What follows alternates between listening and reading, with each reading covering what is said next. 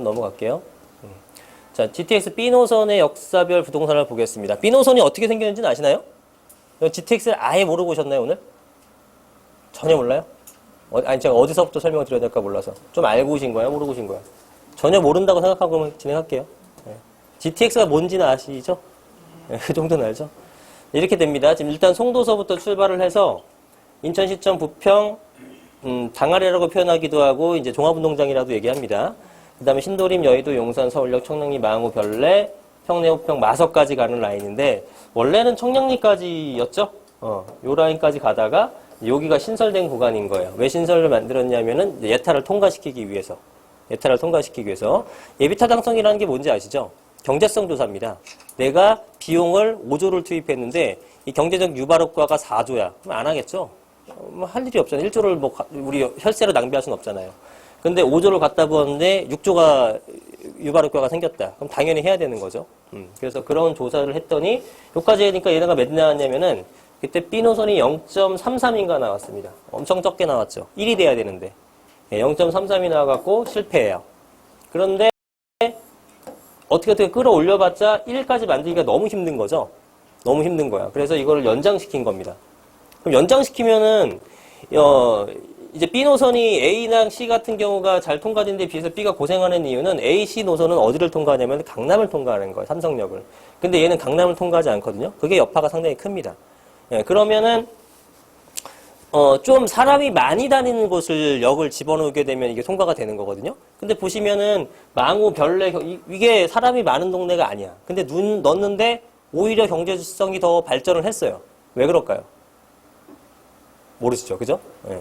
여기서부터 여기까지는 기존의 노선을 그대로 씁니다. 여기는 땅 파고 들어가잖아요. 여기는 그대로 써요. 그럼 뭐야? 지상철이에요, 지상철. 여기는. 네. 여기는 지하로 가는 형태가 되겠죠. 그래서 어쨌든 사업성을 확보했어요. 왜냐면 사람은 태워서 수익은 늘어나는데 비용은 거의 안 들잖아요. 여기 확보를 한 거예요. 자, 그래서 이렇게 갑니다. 그래서 송도, 인천시청, 부평, 부천. 그래서 지금 지하철역도 되게 많아.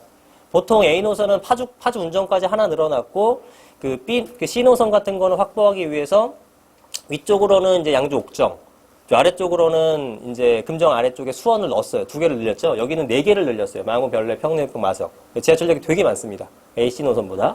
걔네가 10개, 11개 이 정도 되는데 13개인가 그래요. 요 순서대로 해서 우리가 하나씩 살펴보도록 할 거예요.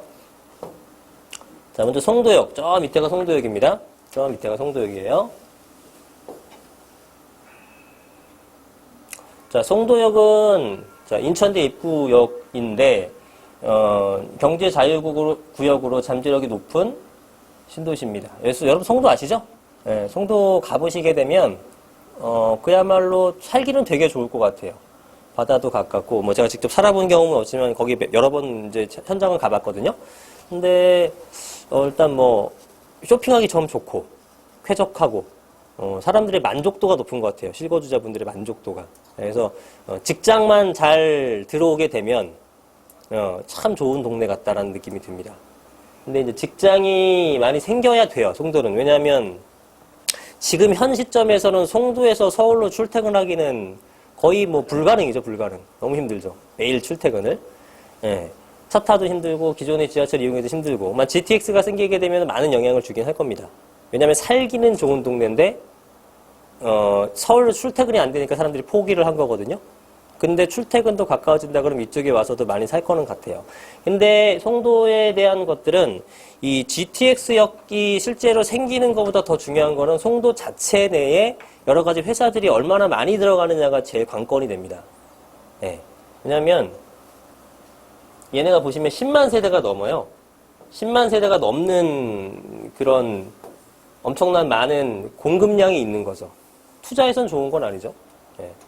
동탄이 맨날 물량 폭탄이다, 걔네가 한 11만 정도 되고 얘네도 한 10만 5천 세대 됩니다.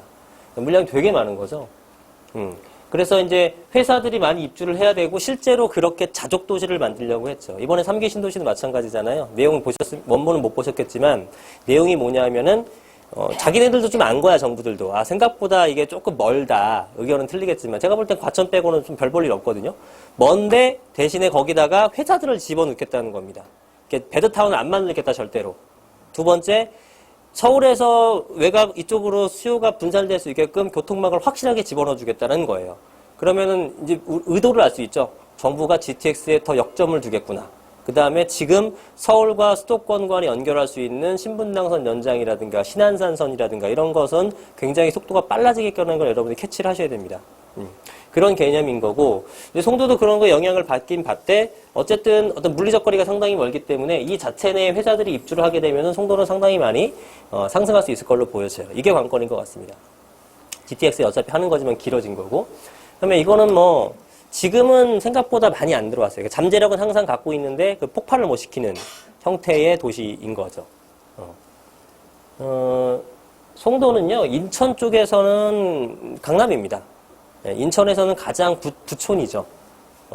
인천의 부자들은 다 송도 산다고 생각하시면 됩니다. 그래서 인천의 구도심에 있었던 기존 부자들이 다 송도로 가는데, 조사해보니까 송도를 구입한 어떤 투자든 실거주든 서울 쪽에서 이렇게 유입에 된 수치는 거의 없어요. 10% 남짓 정도밖에 안 됩니다. 근데 서울 사람들이 안 사주면요, 여러분들 신도시 가격이 안 올라요. 그죠? 판교나 위례나 광교나 이런 애들이 왜 올랐을 것 같아요? 다 강남 애들이 사준 거거든요. 근데 그 밑에까지 안 가요. 평택이니, 저기 파주니, 양주니, 남양주니, 아니면 뭐 동탄 이런 데까지 안 간단 말이에요, 사람들이. 그죠? 동작구가 왜 이렇게 많이 올라요? 이건 실무에서만 들을 수 있는 얘기긴 한데, 왜 이렇게 많이 오를까 했더니, 뭐가 좋아지고 이런 걸 떠나서 그냥 강남 애들이 싸니까 산대요. 근데 아파트 33평이 15억이거든요. 여러분 싸지 않잖아. 33평이 15억인데 뭐가 싸, 그죠? 전혀 안 싼데, 그들의 눈에 비칠 땐 싼 거야. 지네 집은 30억이거든. 근데 두 정거장 가서 보니까 우리 집 반값이네? 사는 거거든요. 그래서 강남 애들이 손을 건드려주게 되면은 무조건 상승을 하게 됩니다. 근데 걔네들은 절대 먼 거 안 사요. 일단 강남에서만 사. 두 번째, 돈이 쓰다 이제 강남을 살 게 안 된다 그러면 강남에서 가까운 쪽만 삽니다. 강동구나 동작구나 위에 성동구나 용산이나 요 정도까지만 사지 멀리 안 가요. 그래서 멀수록 진짜로 가격이 잘 안 오릅니다. 그건 어쩔 수가 없어요. 특성이 그래요. 네. 근데 여기 같은 경우도 사실 서울 쪽에서 내려오기는 힘들고 GTX가 개통됐을 때는 뭐 투자수 좀 일겠지만 일부의 실거주 정도 수요가 내려오기 때문에 영향은 받을 수 있으나 뭐 폭발적인 수요가 생기는 건 아니다.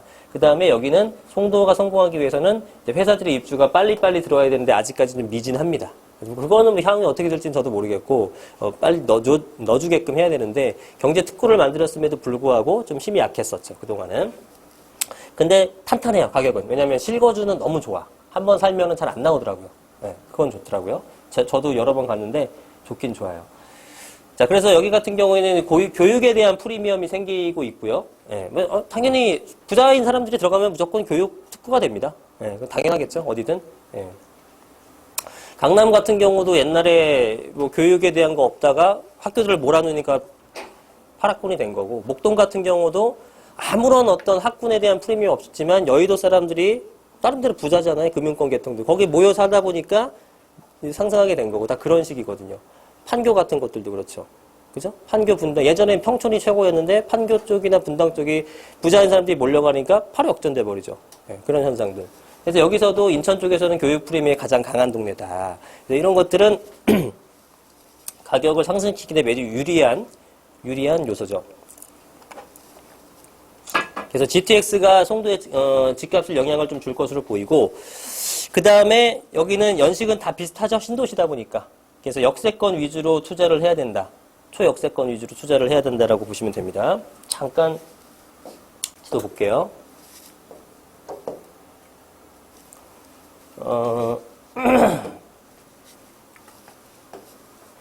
송도 쪽은 인천도 있고.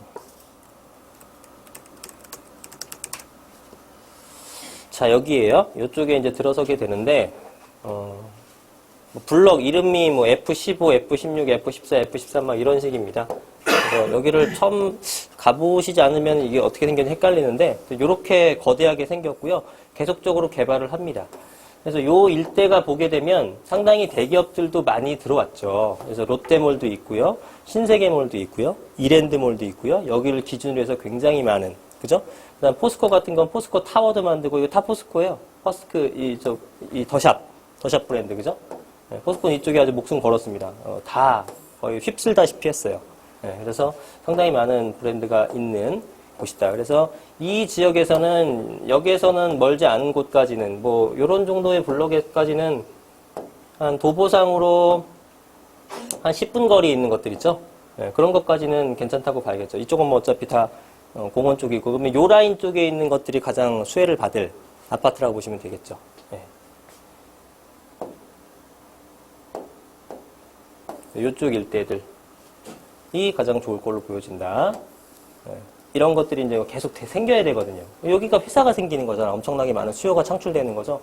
그럼 당연히 이쪽 일대가 다 좋아지게 되는 건데, 예. 이제 언제 생길지 이런 부분이 좀 우려스럽죠.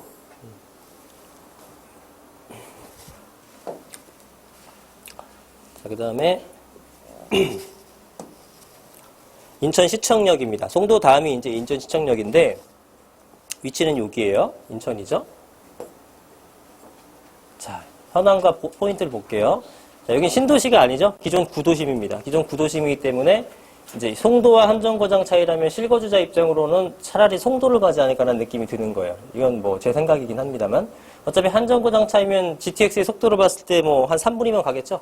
네, 그 정도면 가는데 야, 뭐 어차피 송도에서 타면은 더 앉아서 올 수 있고 좀 편하게 갈 수 있고 동네는 훨씬 더 좋을 것 같고 하기 때문에 오히려 이쪽보다는 송도가 더 수혜가 아닐까라는 느낌이 드는 거예요. 그러면 인천시청 쪽에서는 대규모 아파트 위주로 투자하시는 게 맞겠다. 쾌적성은 송도에 뒤떨어지다 보니까 이 인천시청 내에서 쾌적성을 유지하려고 그러면 대단지가 좋겠죠. 그래서 여긴 대단지 위주로 투자를 해야 될 걸로 보여집니다. 그래서 대규모 아파트 단지가 투자에 안정적이고 지하철역과 가까울수록 동별 가격차가 생기는 단지 내 양극화 등이 심화될 것이다. 왜냐하면 엄청나게 5,000세대짜리 막 이런 게 있어요. 이 주변에. 그러면 이 입구서부터 저 끝까지 지하철역 기준으로 단지 내에서도 한 10분을 걸어야 돼요. 그죠? 그러면은 어떤 거는 5분이면 똑같은 단지지만 어떤 건 5분이면 가는데 어떤 건 15분이 걸려요. 하나는 역세권, 하나는 비역세권이 되죠. 동별 가격차가 심화가 될 겁니다. 그죠? 출퇴근 때 10분이면 엄청난 차이잖아요. 그래서 동별 가격차가 지금은 거의 안 나더라고요. 거의 안 나는데 이제 앞으로 생길 거예요. 그럼 여러분 어디 투자하실지 알겠죠? 그죠? 뻔하겠죠? 설명 안 드려도 알죠? 그런 쪽 위주로 투자를 하시는 게 맞겠다라고 보시면 됩니다. 자, 지금 대단지는 간성 레미안, 9월 힐스테이트, 롯데캐슬 골드 등입니다. 힐스테이트에서 가까운 동이 20, 30평대 투자. 왜냐하면 GTX를 타고 출퇴근하는 사람들은 이제 대부분 젊은 직장인들이 많겠죠. 그런 사람들은 큰 평수 안 사죠. 그죠? 큰 평수 살 필요가 없잖아. 그래서 GTX라든가 교통의 호재를 받는 거는 40, 50평대가 아니라 20, 30평대입니다. 여러분. 그래서 20, 30평대의 투자가 제일 바람직한 형태로 보시면 돼요. 자, 반대편의 재개발 지역, 금호 아파트 뭐 이런 것들은 장기적 관점에서 투자를 추천한다. 개발지 아파트들은 타이밍만 좋으면 대박 투자 가능하다. 이게 무슨 뜻이냐면 지금 제가 누차 말씀드렸지만 GTX 사업은 오래 걸리는 사업이잖아요. 그죠? GTX 사업은 되게 오래 걸리는 사업이기 때문에 지금 새 아파트라고 하더라도 저게 완공됐을 때는 흔 아파트가 돼버리는 겁니다. 근데 재개발이나 재건축은 걔도 오래 걸리고 얘도 오래 걸리잖아요. 그럼 입주 시점이 되게 되면 GTX가 개통되면서 내 것도 새 거가 된다? 엄청난 프리미엄이 붙게 돼요. 그래서 지역은 여기인데 자, 인천시청역이 이렇게 있어요. 지금은 2개 노선이 지나갑니다. 인천 1호선, 2호선이에요. 근데 인천 1호선, 2호선은 여러분들 투자에 거의 의미가 없습니다. 인천 분들한테 대단히 죄송하지만 제가 말씀 누차드리지만 서울 쪽에가 돈이 가장 많이 몰려있어요. 우리나라 어쩔 수 없잖아요. 대기업도 거의 70%가 서울에 있고 모든 그 권력이라든가 경제권이라든가 이런 게 다 서울에 몰려있기 때문에 어쩔 수가 없습니다. 저도 서울 시민은 아닌데 서울 사람들이 사줘야지만 돈이 되는 거예요. 그래서 와줘야 되는데 지하철 1호선, 2호선 인천권은 더블역세권이라고 해도 관심을 가질 만한 그런 곳은 아니에요. GTX 요소가 굉장히 중요한 요소가 됐고 지금 보시면 여기 간성 레미안이라고 하는 곳, 그 다음에 9월 힐스테이트, 롯데캐슬 골드 이런 쪽이 지금 보시면 3,400세대, 5,100세대, 여기는 2,400세대 굉장히 크잖아요. 이런 것들 위주로 가시면 좋겠다는 얘기고 아까 말씀드렸던 거는 지금은 여기나 동별 차이가 별로 없어요. 가격 차이가. 근데 나중에는 A, B 중에 어떤 게 더 높겠어요? 가격이. 진짜 답변하실 수 있죠? 이 정도도 모르시면 안 되죠? 예, 지하철 여기 있으니까 당연히 여기겠죠. 이제 5분이 걸리냐, 15분이 걸리느냐. 그 다음에 여기랑 여기랑도 뭐 크게 차이 안 나는데, 뭐 내부적인 요소는 있겠습니다만, 이제 나중에는 이쪽이 훨씬 더 강해지게 되겠죠. 이런 쪽이라든가. 그래서 이런 대형 단지들 위주로 가는 게 좋겠다라고 말씀드리는 거고, 이 건너편 쪽에 보시면은, 자, 편집도상 보면, 이렇게 재개발 지역들이 있잖아요. 그죠? 이런 재개발 지역에 투자하시는 것도 괜찮을 걸로 보여진다는 얘기입니다. 왜냐면, 뭐 제가 이거 하나하나 조사하진 않았어요. 근데 이제 그 추진 경과 보면서 한 7, 8년 정도 뒤에 입주할 것 같다라고 하게 되면 그게 베스트 투자라는 거죠. 대신 지금 장기 투자기니까 조금 저렴하게 해야겠죠. 예. 지금은 비쌀 시기는 아니잖아요. 서울에 비해서는 뭐 아직은 많이 저렴할 테니 길게 장기로 뭐 임대사업자 딱 두고 세금 혜택 다 받으면서 그냥 적은 금액이니까 잊어버리고 묻어두고 가면은 그때 돼서 효자 노릇을 할 수 있는 지역이 될 수 있다라는 겁니다. 오히려 얘네보다 이게. 얘네들은 같은 경우는 지금은 좋아. 지금은 사람들이 가게 되면 저거 안 사고 이거 살 거라고요. 지금 GTS 호재를 반영한다면. 근데 이게 몇 년도 거냐? 2007년도 거란 말이죠. 그럼 10년 뒤에 완공된다 그러면은 20년 차, 21년 차가 되는 거예요. 21년 차. 그럼 재건축까지도 10년 남았고 굉장히 노후됐고. 그죠? 그러면은 그때 돼서 사람들이 어딜 선택하느냐? 이쪽을 선택할 가능성이 높다라는 거죠. 대단지 프리미엄은 있지만 그런 것들을 잘 고민을 하고 얘네들이 성공하기 위해서는 GTX가 빨리 추진돼야 되고 얘네들은 좀 속도를 조절해도 크게 관계는 없다. 근데 제가 볼 때 10년은 걸릴 사업이니까. 그래서 소액으로 가는 게 중요한 거죠. 자, 그 다음에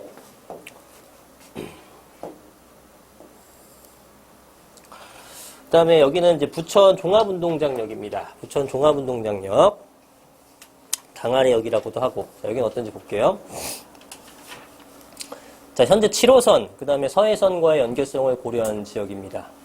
서해선이라는 건 대곡 소사선 얘기하는 거예요. 트리플 역세권이 될 것이고, 그 위쪽에 여월 휴먼시아 아파트들이 있어요. 그쪽이 좀 수혜 지역 같아요. 왜냐면 여기는 가까운 아파트라고 거기밖에 없습니다. 고기 라인들. 그 다음에 아파트 주거벨트화 되어 있는 신중동역 쪽, 그 다음에 부천시청역 쪽, 이런 쪽의 아파트도 많이 상승할 수 있어요. 그 다음 꿈마을, 미리네마을, 중흥마을, 은하마을, 금강마을, 포도마을 이런 동네들입니다. 그 다음에 최근 갭 투자들의 투자로 갭은 좀 벌어졌어요. 이게 여러분들 한 6개월 전만 갔어도 3천이면 아파트 한 채 샀습니다. 3천이면. 지금은 한 8천 정도에서 1억까지도 벌어졌어요. 그죠? 단기간에. 1기 신도시로 GTX B 개통 시에 완공이 되긴 어렵겠지만 투자 수요는 많이 몰릴 수 있다.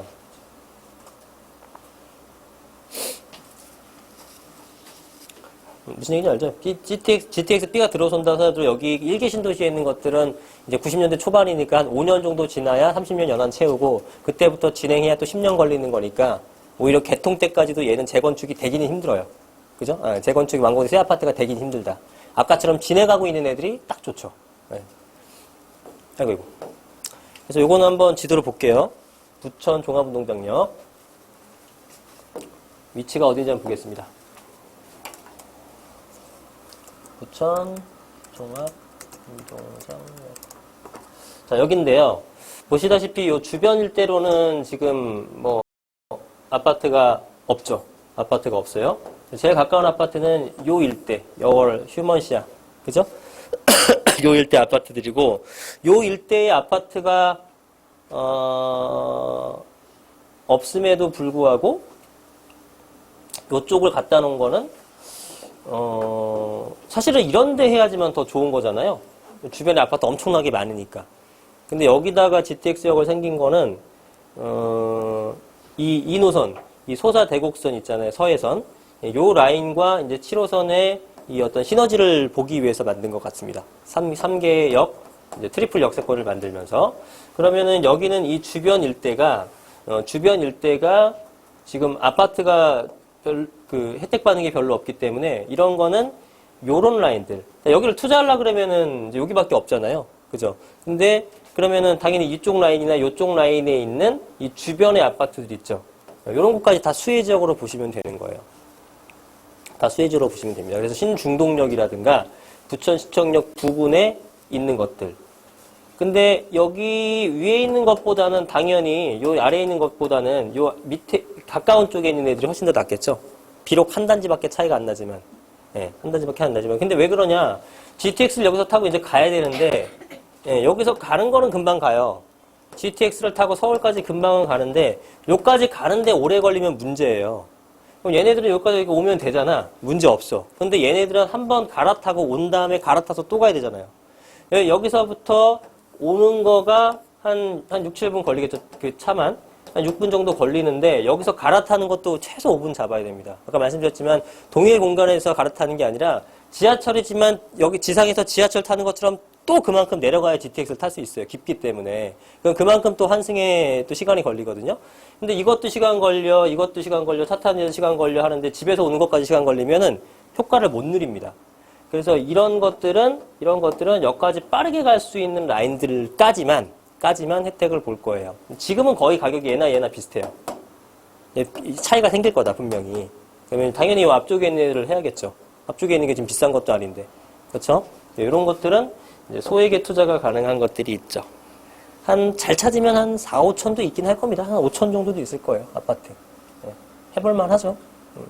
여기도 거주하기는 되게 편한 동네예요. 인프라는 잘 갖춰졌어요. 신중동역 부근에는 이제 상업시설 롯데 같은 것들도 들어와 있고, 신도시인 건 알고 계시죠, 여러분? 일기 신도시. 그래서 이런 쪽에 투자를 하시면 되겠다. 자, 그 다음에 신도림역이에요. 신도림역. 자, 신도림역에는 구로구입니다. 구로구. 우리가 같은 구에 있으면서도 같은 군지 인식을 못하는 애들이 몇 개 있죠. 분당이 이제 성남이라는 거, 여의도가 영등포라는 거, 뭐 약간 좀 이렇게 이미지랑 안 맞는 것들이 있잖아요. 얘도 약간 그래요. 신도림이 구로구네? 이런 분들이 많아요. 구로구는 대단히 공장스럽고 지저분한 느낌이 많은데 신도림은 전혀 안 그렇거든요. 그래서 이 구로구에서는 중심축이 신도림입니다. 무슨 뜻이냐면은 모든 부동산의 그 가격 정점이 신도림역하고 얼마나 가깝냐예요. 다른 지역보다 훨씬 심합니다.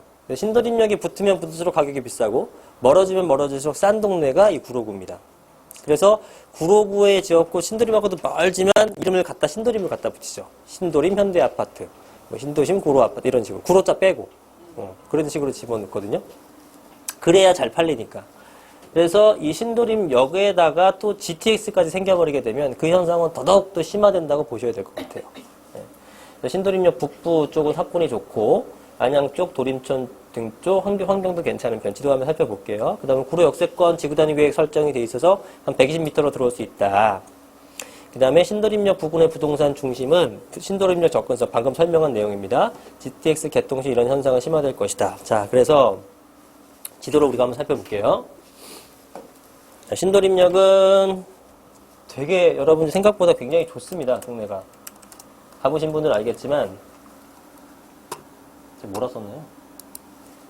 도림역. 안 보여. 자, 여긴데, 자, 이 라인에서,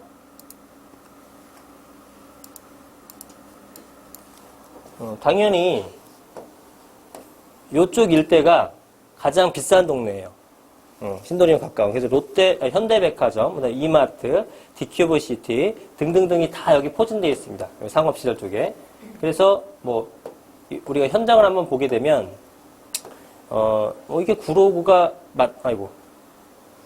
맞나 싶을 정도로 굉장히 많죠. 그 커다란 것들이 많습니다. 이런 식으로 지어져 있거든요. 높은 거층 빌딩들이 있는 공간들이에요. 이런 식으로. 네. 자, 엄청나게 크죠? 네. 이거 구로구야? 이러면 사실 안 믿죠, 사람들이. 어마어마하게 있는 빌딩들만 있는 공간이에요. 그래서 여기 주변에는 가격도 만만치 않습니다. 이 주변 일대를 일단 구입하는 게 낫고요. 편집도상 보게 되면 여기 보시면 지구단위 계획이 설정되어 있잖아요. 이게 16년도 12월 달쯤 발표했을 텐데 이제 고층 빌딩 40층, 120m 이런 것들 다 짓게도 해놨어요. 스카이라인을 맞추겠죠, 높게. 그러면 그 다음에 여기도 정비구역이죠. 여기도 오래됐는데 지금 진행이 언제 될지 모르겠습니다만 오래된 공장지대입니다. 그야말로 공장들만 있는 신일, 정밀, 두성, 빌딩, 성화철광 이런 식인데 이런 것들도 싹 밀고 개발할 계획을 갖고는 있어요. 그래서 이런 것들이 되게 되면은 굉장히 이 서남구권에서 강자가 되지 않을까라는 느낌이 듭니다. 그래서 이런 쪽에 일부 여기는 무조건 신도림역 가까운 쪽으로 붙어서 투자를 하시면 된다라고 보시면 돼요. 이렇게 넘어갈게요. 그 다음에 여의도. 뭐 이런 것들은 사실 뭐 여러분들이 특별히 뭐 추가적인 설명이 없어도 잘 아실 걸로 보여집니다. 자, 국내 최대 금융 중심지고 서울시 2030 도심 3핵 중에 하나죠. 영등포구가. 서울시장이 통계발 발언을 하는 바람에 맨하탄을 지켰다. 이런 식으로 해서 가격이 또 순식간에 한 2억이 떴죠. 그리고 나서 걷어들였는데 걷어들이면 다시 2억이 내려가나요? 안 내려가요. 한 번 올라간 건 안 내려갑니다. 부동산은. 네, 그래서 가고 있어요. 그래서 통계발이 됐던 뭐 개별 개발이 됐던 장단점은 있어요. 왜냐하면 통계발이 되게 되면 당연히 더 좋은 거고 대신 늘어지는 거고 개별 개발이 되게 되면은 통계발만큼 아니지만 대신 속도가 빨라지는 거고 그래서 가격 상승에는 영향이 못 미칠 겁니다. 그래서 여기는 여의도는 뭐 설명 안 할게요. 뭐 돈 되시면 사면 돼요. 돈 되시면 사면 돼요. 무조건 좋죠. 그러니까 제일 좋은 거는 뭐냐면 여의도는 우리 88도로라든가 올림픽대로 같은 것들 이 밑으로 여의도의 밑으로 지나간단 말이죠. 그럼 동작구나 압구정동이든 뭐든 간에 다 자기 집 앞에 한강과 자기 집 앞에 이 단절 구간이 생기죠. 도로가 지나가니까. 근데 여의도는 여의도 밑으로 가잖아요. 무슨 뜻인지 아시죠? 그러니까 조망이 아주 깔끔하게 나오고 이 한강 공원을 이용하는 접근성은 국내 최고죠. 그 다음에 동부이천동하고 여의도 쪽이 가장 먼저 한강변 수변 공원을 개발하려고 계획을 잡고 있습니다. 가장 먼저 공원 개발이 될 거고요. 그 다음에 여기는 이제 뭐 우리가 잘 알겠지만 뭐 팝콘도 있고 뭐 잘 아는 건 63빌딩이겠죠. 뭐 그런 쪽에 있는 굉장히 고층 빌딩들이 있어요. 그 다음에 여의도는 여의도 섬 전체의 한 3분의 2 정도가 상업시설이기 때문에 그 업무 타운이 되게 많잖아요. 근데 업무 타운에 비해서 너무나 적은 주거 시설을 갖고 있죠. 그러니까 수요가 월등히 많은 동네예요. 그러다 보니까 목동으로 다 빠져나가는 거고 그 여의도의 배후 주거지를 만들기 위해서 뭐 노량진 뉴타운이든 신길 뉴타운을 만드는 거잖아요. 그만큼 집이 모자르다는 동네겠죠. 여의도 자체만 보고 봤을 때. 그래서 얘네들은 아주 고층으로 짓습니다. 주거지를. 최소 50층이에요. 최대가 아니에요. 최소 50층에서 한 70층 이렇게까지 만드는 게 여의도의 계획입니다. 그래서 제일 스카이라인과 최고의 어떤 조망을 갖고 있는 곳이 여의도라고 보시면 돼요. 그런 거에 대한 프리미엄을 누리시게 될 겁니다. 가격은 물론 굉장히 많이 뛰었지만 여유가 있으시다면 지금이라도 구입하시는 건 나쁘지 않다. 뭐 그렇게 여의도는 그 다음에 GTX 개통되면 여의도의 회사들 같은 것도 호재가 될 수 있기 때문에 상가 건물 뭐 이런 것도 좋을 걸로 보여집니다. 여의도는 그냥 지도 안 보고 넘어갈게요. 여러분 충분히 아실 수 있는 동네니까. 그 다음에 용산. 용산은 딱 서울의 중심이죠. 딱 서울의 중심입니다.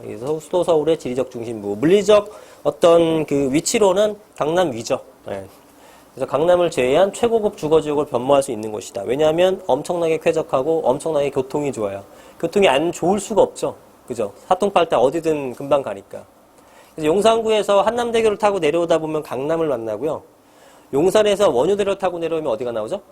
여의도가 나와요. 근데 여러분 강남에서 여의도까지 가려면 한참 걸리는 것처럼 보이잖아요. 용산은 요 다리 건너면 여의도, 요 다리 건너면 강남이고요. 서울역만 살짝 넘으면 바로 도심입니다. 그래서 위치가 2030 도시기본계획 3핵의 하나는 아니지만 그 3핵의 더 중간에 있는 데예요. 용산의 값어치는 굉장히 크죠. 여러분도 강남구 못지않게 용산을 좀 좋아하는 것도 있고요. 그래서 뭐 이것은 GTX 이런 것들을 떠나서 좋죠. 근데 이제 투자로서는 이제 뭘 조심해야 되냐면 가격이 사실 많이 반영됐죠. 어쩔 수 없이. 10년 전부터 용산 떠들어졌으니까. 다만 이제 개발이 언제 되느냐 이런 건 사실 누구도 알 수 없는 거예요. 개발이 언제 될지 모르는 와중에 가격이 이미 많이 뛴 거를 구입하기에는 굉장히 부담스러운 겁니다. 그래서 소액 투자들도 그래서 소액 투자가 굉장히 활성화됐었던 곳이 용산이에요. 개발이 언제 될지 몰라. 근데 너무 좋아. 사긴 사야 되는데 아주 장기로 기다릴 수 있을 것 같으니까 부담스러워. 그러니까 내가 용산은 사되 오래 기다려도 부담스럽지 않은 작은 빌라 같은 것들이 엄청나게 많이 팔렸단 말이에요. 그게 시작을 3천, 4천부터 시작했어요. 지금은 얼마냐? 2억까지 벌어졌습니다. 그래서 지금 소액 투자가 없죠. 소액 투자가 없어요. 그래서 2억 정도를 누르려 그러면은 타 지역에다가 한 4, 5개를 살 수 있는 금액이기 때문에 현재 시점에서도 2억 정도의 갭이 생겨도 순식간에 나가긴 합니다. 금방 나가더라고요. 근데 모르겠어요. 투자로서 그게 성공할 수 있을지는. 그래서 현재 가격을 감안했을 때 뭐 투자를 반드시 성공한다고 말씀 못 드릴 것 같고 향후에 어느 정도 지난 다음에 해도 되지 않을까라는 느낌이 들긴 합니다. 제 느낌이. 그래서 여기는 어쨌든 최고급 주거타운을 변모하고 있죠. 나인원이라든가 한남더일, 유엔빌리지 이런 것들. 예, 저는 뭐 부동산을 하니까 왔다 갔다 하면서 다 이제 구경하고 다니는데 집은 진짜 좋죠. 근데 너무 비싸죠. 예, 너무 비싸죠. 이런 것도 보통 한 40억에서 50억 정도 하는 그런 고급 빌라들이에요. 근데 이런 것들을 경기도 살짝, 그러니까 뭐 서울을 벗겨내서 서울을 벗어나서 경기도권에 갖다 놓게 되면은 한 15억이면 할 수 있는 것들이에요. 그죠? 15억도 안 하겠죠. 10억도 안 하겠다. 한 8, 9억 정도면 살 수 있는 것들인데 용산에 갖다 놓으니까 갑자기 40억이 되는 거거든요. 네. 그런 것들.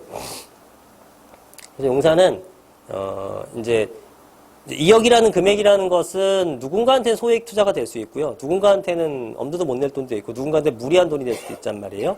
그래서 일괄적으로 적용할 수는 없는 거고 난 이 정도 돈이 나한테는 소액이다. 난 이거 하고 10년 동안 묻어놓고 그냥 잊어버리고 살 수 있다. 그런 분들은 하시고요. 그렇지 않게 되면은 투자해놓고 뭐 갖고 있었는데 돈을 잠깐 무리를 했는데 금리는 오른다 그러고 경기는 안 풀리고 개발할 소식은 안 들리고 이래서 오르기 전에 파는 케이스 너무 많이 봤어요. 그래서 순수하게 여유자금 갖고 들어가셔라. 이렇게 보시면 됩니다. 여유자금의 개념은 개인마다 틀리시니까. 용산 위치 아시니까 지도 안 볼게요. 서울역. 뭐 서울역도 마찬가지죠. 뭐 사실은. 네. 서울역은 이제 뭐가 포인트냐면은 노선이 되게 많이 들어갑니다. 한 10개, 11개 정도 들어가요. 그래서 서울역을 두고 위에 이제 그 북부역세권, 남부역세권, 또 중심부 이거를 다 개발을 할 계획이 있어요. 여기는 복합 환승센터가 건립이 됩니다. 복합 환승센터 건립 발표한 건 아닌데 이거는 안 할 수가 없는 노선을 10개 집어넣고 환승센터 안 만들면 정신 나간 거예요. 이거 100% 합니다. 지금도 저 서울역 지금 4, 5개 노선 들어와 있는 것 같고 전 막 헷갈리거든요.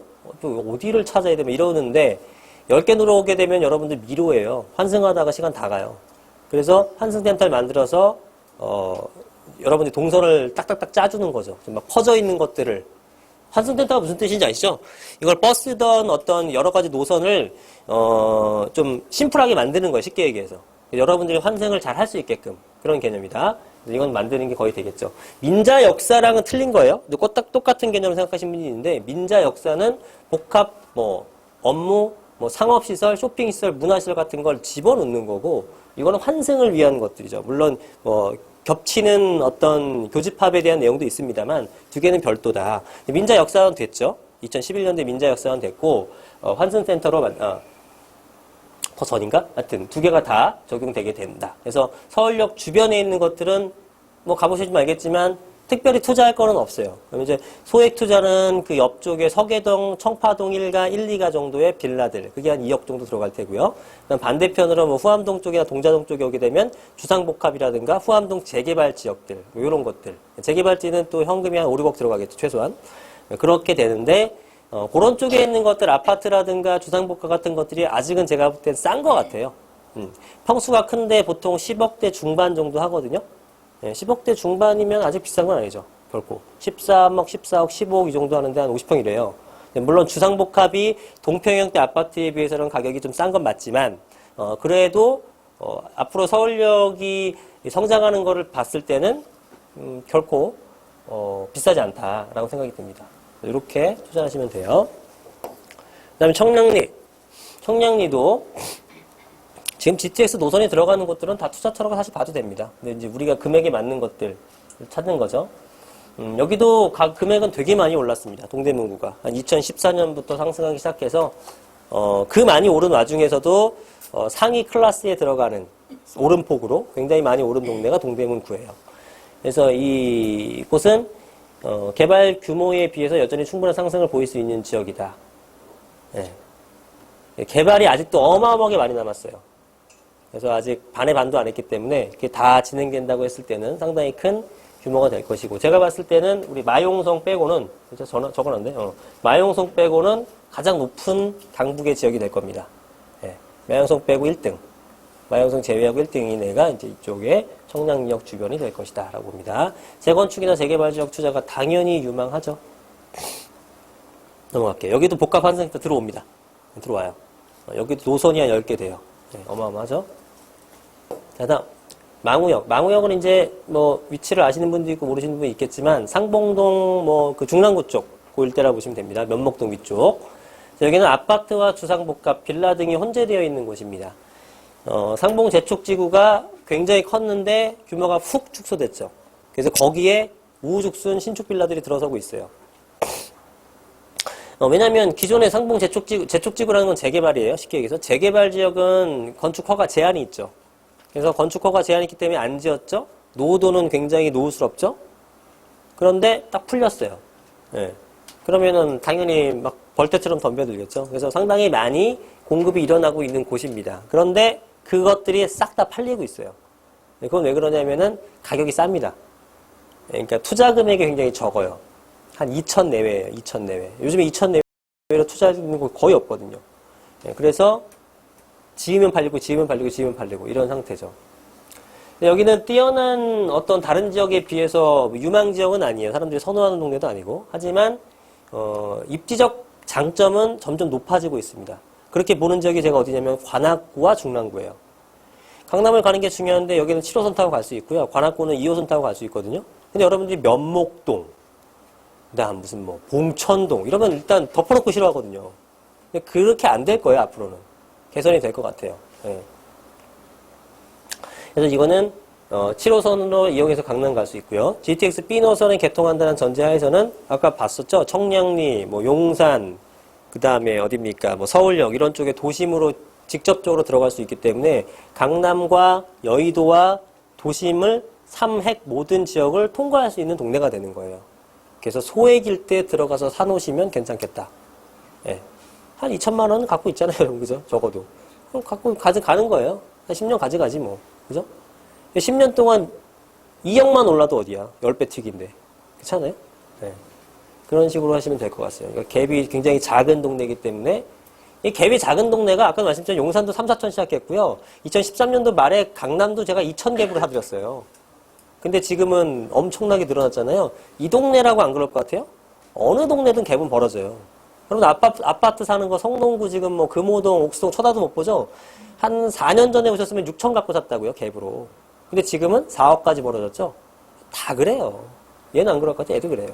관악구는 안 그럴 것 같아, 관악구도 그래요. 화곡동도 그래요. 쌀 때 사놓으세요, 쌀 때. 그게 최고의 투자입니다. 저렴했을 때. 어느 지역이든 좋아지기 마련이에요. 예전에는 분명히 그랬죠. 예전에는 좋은 동네만 계속 좋아하고 안 좋은 동네가 한없이 안 좋았었어요. 그죠? 동대문도 마찬가지였지 뭐. 몇 년 전부터 올랐지 어디로 올랐어. 근데 지금은 막 올라가니까 옆에 애들이 갭을 메우면서 올라가는 현상이 생겼잖아요. 그 지역 불문하고 덜 올랐다 싶으면 무조건 올라가는 거예요. 무조건 올라간다. 근데 올라가는 폭이 얘만큼은 아니더라도 원체 싸니까 투자금 대비한 수익률이 굉장히 좋은 거죠. 여기 제가 적어놨지만 실투금이 적기 때문에 투자금 대비한 수익률이 굉장히 좋은 동네 중에 한 곳이 될 겁니다. 그 다음에 별내. 자, 별내 한번 보겠습니다. 별내 신도시죠? 별내 신도시. 그 다음에 경춘선. 8호선 GTX가 트리플 역세권 예정되어 있습니다. 서울을 벗어나면 무조건 역세권 영향력이 더 커지죠. 당연하겠죠. 서울까지 와야 되니까 그쪽에서도 한참 걸리면 안 되겠죠. 우리 집에서 역세권까지 가는 게. 33평 아파트 크기라면 주상복합 오피스텔 형태도 충분히 가격 상승이 됩니다. 자, 그 다음에 이 별내는요. 별내도 당연히 가봤지만 좋아요. 신도시는 다 좋아. 어디든 잘 지어놨는데 평수가 대부분 다 큽니다. 얘네가. 30평대 후반, 뭐 40평대 이런 것들이 많아요. 그래서 그런 걸 해도 되는데 작은 평수가 있으면 굳이 뭐 그렇게 큰 평수 살 필요 없잖아요. 30평대에 있는 것들이 오피스텔 형태들도 4식구가나 3식구가 할 수 있는 정도라 그러면은 여기는 오피스텔도 괜찮을 것 같습니다. 제가 지난 A 영상에서 했을 때는 일산은 오피스텔 사도 되고 동탄은 사면 안 되고 그거 다 설명을 드렸거든요. 근데 여기는 역별로 틀린 거예요, 여러분들이. 공부할 게 되게 많아요. 투자할 때. 오피스텔을 사라 마라 이렇게 카테고리별로 딱 나눌 수 있는 게 아니야. 어느 지역에 어떤 거, 어느 지역에 뭐, 어느 지역에 오피스텔은 되고 어떤 건 안 되고, 같은 역에서도 위쪽은 안 되고 아래쪽은 되고, 같은 위쪽 중에서도 요거는 되고 요거는 안 되고, 그게 다 분석을 해야 됩니다. 무작정 하시면 안 돼요. 그래서 이런 것들은 여기 가까운 게 괜찮을 것 같고요. 자, 세대수가 작아도 주거벨트 형성되어 괜찮고 상권과 역세권이 가까운 곳 위주로 30% 투자가 좋다. 자, 현재는 4호선 연장선 효과로 별내가 있으면 이 북부가 좀 가격이 높은데 남쪽이 좀 더 나중에 높아질 걸로 보여집니다. 자,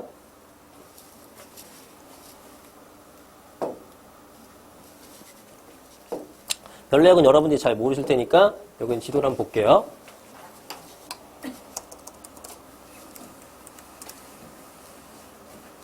별내역이 여기입니다. 자, 별내역이 여기인데 지금은 경춘선이 지나가고 있죠. 경춘선이 이렇게 지나가고 있어요. 별내역이 여기 있고요. 근데 별내는 어떻게 생겼냐면은 이렇게 길다랗게 생겼죠. 이렇게 요 위까지예요. 요렇게 위까지. 자, 엄청 길죠. 엄청 깁니다. 이렇게 봐야겠다. 요 정도로 놓고 볼게요. 자, 여기가 별내역이고 여기가 경춘선이 지나갑니다. 경춘. 그 다음에 지하철역에 올라오는 게 이게 이제 별내선이라고도 하고 8호선 연장이라고도 하죠. 그래서 이게 8호선이 지나가는 거예요. 네. 여기 있는 거를 여기까지였는데 이제 엊그저께 발표한 어제네요. 어제 신도시 발표한 거에서 요거를 진접까지 연결한다고 합니다. 진접까지 연결하는 게 진접선. 그래서 쭉 올려서 여기까지 올리는 거예요. 여기가 지금 진접선이 이렇게 지나가고 있습니다. 그래서 얘는 진접까지 가는 거예요. 얘는 몇 호선? 얘가 4호선입니다. 4호선 어디서 붙었냐면 저희 노원구 쪽, 상계 쪽에서 끊겼죠? 4호선 마지막이잖아요. 거기서 연결해서 이렇게 오는 거예요. 그래서 여기에 연결을 하는 거죠. 얘는 4호선과 8호선의 더블이 되는 거고요. 얘는 4호선, 아니 4호선 아니죠. 얘는 경춘선과 8호선과 GTX역의 트리플 역세권이 되는 겁니다. 얘가 좀 낫겠지? 그죠? 봐봐요. 8호선 똑같죠, 어차피? 근데 4호선 타고 여러분 상계 가서 뭐 할 거야? 그죠? 결국 쭉 계속 내려와서 도심까지 가야 되거든요? 어느 세월에 가나? 그래서 지금은 근데 여기 희한하게 이쪽이 비싸다고요. 이 역전돼. 여기를 사야 되는 거죠, 여기를. 그죠? 여기를 사야 되는 겁니다. 그래서 요 역세권 주변으로는, 상업지예요. 그죠? 상업지가 여기는 아파트가 별로 없죠? 여기서부터죠. 여기서부터. 그러니까 요건 사도 되고, 아니면 역세권 쪽에 오피스텔 같은 것들은 있잖아요. 상업지에 오피스텔 있잖아요. 이런 것들도 이제 큰 평수, 원룸, 투룸 이런 거 말고, 주거할 수 있는 크기들 있잖아요. 주거할 수 있는 크기들. 그런 게 있다면은 그런 건 사도 된다. 아시겠죠? 자, 이렇게 보시면 되고, 시간이 계속 너무 지나가서 빨리빨리 할게요. 그 다음 평내 호평입니다. 평내 호평은 여기서 별내에서부터 한정거장 더 가가지고 이쪽에 있는 곳들이에요. 그죠? 이제 보시면 다시 한번 복습하면 송도, 여러분 얘기할 수 있어요? 송도, 그 다음에 인천시청, 그 다음에 부평, 그 다음에 부천 종합운동장, 그 다음에 신도림, 여의도, 용산, 서울역, 청량리, 망우, 별내, 그 다음에 평내호평, 마지막은 마석. 네, 이렇게 됩니다. 그래서 평내호평은 여기도 갭이 상당히 적어요. 그래서 여기 투자로서도 약간 매력적일 수 있습니다. 여러분 처음 들어보는 분도 많겠지만, 자, 갭이 적어요. GTX 완공 때는 수익률이 좋을 지역입니다. 아까 우리 그 망우랑 비슷하죠? 망우는 아까 제가 빌라를 말씀드린 거고, 여기는 아파트도 갭이 작아요. 그래서 마석은 솔직히 한정거장 더 가잖아요. 근데 마석 주변에는 너무 썰렁합니다. 봐봐요. GTX만 들어온다고 만사 형통이 아니에요. 일단 그 동네에 내가 들어가서 살고 싶어야 될 거 아니야. 아무리 GTX는 가지만. 내가 살아야 될 거 아니에요. 그 주변에 너무 허벌판이야. 지하철만 보고 사나? 그럴 수는 없거든요. 근데 여기는 인프라가 구축된 동네예요. 멀지만, 시골이지만. 예, 그래서 마석보다 이쪽이 더 훨씬 더 좀 영향을 많이 받지 않을까 이런 느낌이 드는 거예요. 그래서 마석은 많이 멀고 아파트가 없는 것에 비해서 이역은 주변에 상권에 아파트는 형성돼 있고 도로방도 나쁘지 않아서 가격에 영향을 많이 받을 것으로 기대된다. 현대 대장주는 금강 아파트, 그 다음에 새 아파트인 거, 뭐 KCC, 스위첸, 뭐 이런 아파트들이 있어요. 이런 것도 유망해 보인다. 자, 아파트가 아주 많은 건 아니기 때문에 투자자 유입을 감안했을 때는 도보에서 10분, 15역 번역까지가 투자처다. 이건 지도 볼게요.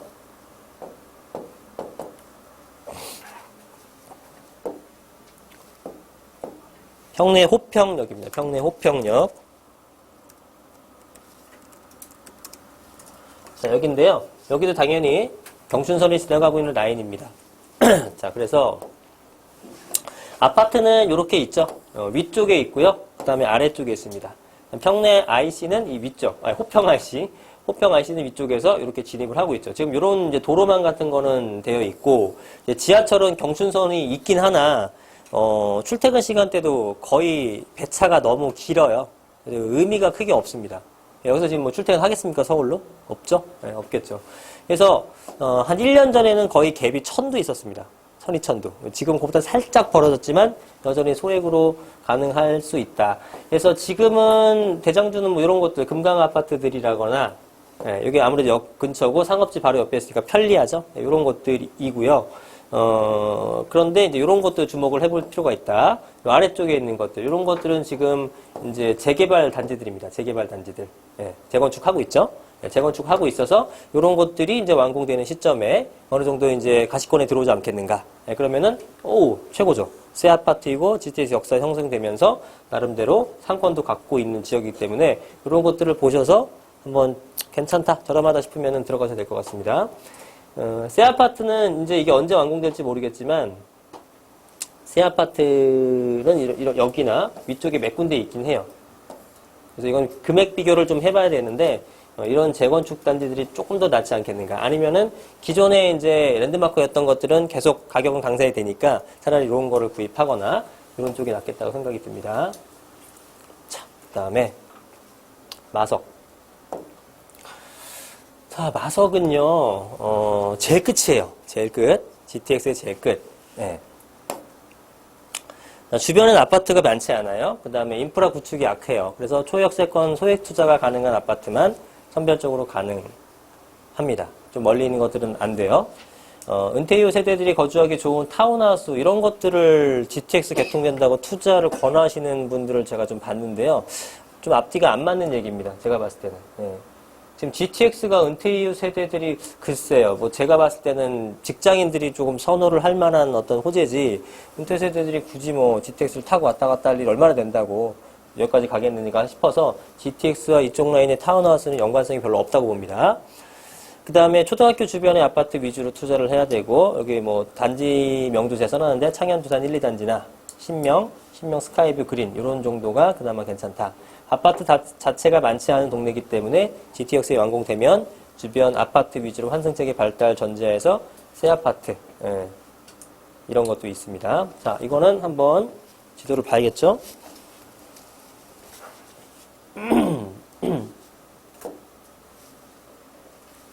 마석역입니다. 자, 마석은 어디냐면요. 여기 어디야? 요쪽이에요, 요쪽. 그래서, 우리 참, 여기 온 김에, 어제 발표한 데 아시죠? 남양주. 어디야? 망우. 요 라인이네, 그죠? 요 라인들하고, 여기 일부하고요. 별내, 신거. 요쪽 일대요, 그죠? 요쪽 일대. 요런 쪽이 지금 이제 신도시로 개발하는 곳들입니다. 그죠? 그러니까 지금 별내나 여기 다산보다도 사실은 더 처졌잖아요. 좋은 입지라고 볼 수는 없어요. 남양주가 제일 중요했죠. 왜냐면 남양주가 엄청 제일 크게 개발했으니까. 근데 여기 지금 평내 호평이라든가 마석은 얘네보다 사실 더 먼 곳입니다. 더 먼 곳이에요. 자, 그래서 마석은 뭐 주변에 사실 뭐 없습니다. 그죠? 마땅한 게 없어요. 마땅한 게 없어서 이런 아주 역세권 쪽의 아파트들 그렇다고 이런 거 빌라 이런 거 사시면 안 되고 이런 것들 역세권 초등학교 이런데 이런 거 아파트들 아주 저렴한 것들 있잖아요. 그런 정도만 수요가 있을 거예요. 조금만 벗어나도 쉽지 않을 것 같다는 생각이 듭니다. 자, 그래서 우리 노선이 이렇게 GTX B 노선이 있는데 잠깐 살펴봤습니다. 그래서 이제 B 노선은 제일 느리긴 합니다. 현재로서는 제일 느린 거고 하지만 100% 된다고 보셔도 무방합니다. 사실상 GTX는.